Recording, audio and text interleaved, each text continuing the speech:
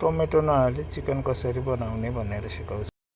यो चिकनलाई आज टक्क है मिठो तरिकाले होइन टक्क लाएर पकाउँदैछु है त। मैले 2 पिस बनाइदिइसकेँ है त काटेर।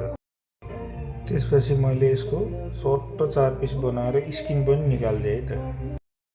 टक्क मैले पिसहरू पनि बनाएर ठक्क राखिसकेँ ल।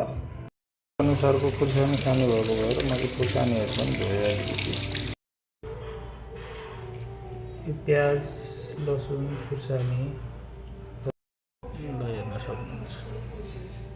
मैले खुर्सानी अनि अदुवा लसुनको चप गरिसकेँ, प्याजको पनि। पकाउनलाई अब भाँडा बस सनफ्लावर चाहिँ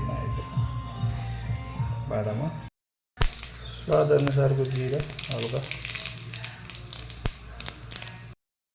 जिरा अलिअलि कालो भइसक्यो होइन। अब खुर्सानी त्यसपछि लसुन प्लस अदुवाको सबै हालेर हामीले पकाउँछौँ। यसलाई हल्का चलाइदिनु पऱ्यो। यो हल्का रातो भयो भने हामीले प्याज हाल्छौँ। ल हेर्नुहोस्, अब यो हाम्रो अदुवा र लसुन रातो भइसकेको छ। अब हामीले प्याज हाल्छौँ। प्याज हालिसकेपछि अब यसलाई बिस्तारै फेरि चलाउने।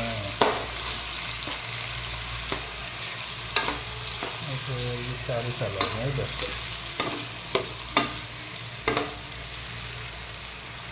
साथीहरू दिनुपर्छ है। अनि पाकेपछि बल्ल हामीले मासु उप्रबाट राख्नेछौँ। ल बिस्तारै प्याज पनि रातो हुन लागिसक्यो होइन। ल अब मासु राख्छौँ है हामीले यसो कुरो। अघि हामीले काटेको मासु बिस्तारै यसो कुरा हामीले मासु राखिदिउँ है। अघि काटेको बिस्तारै मासु राखेपछि सबै किसिमको मसलाहरू लगाएर अब हामी एकछिन भाँडालाई सोधिन्छौँ। हामीले सबै थरीको मसलाहरू राखेर अब एकछिन भाँडालाई सोधिन्छौँ। ल अब हाम्रो मासु एकदमै खानालाई रेडी भइसकेको छ। ल हेर्नुहोस् यस्तै पाकिरहेको छ है।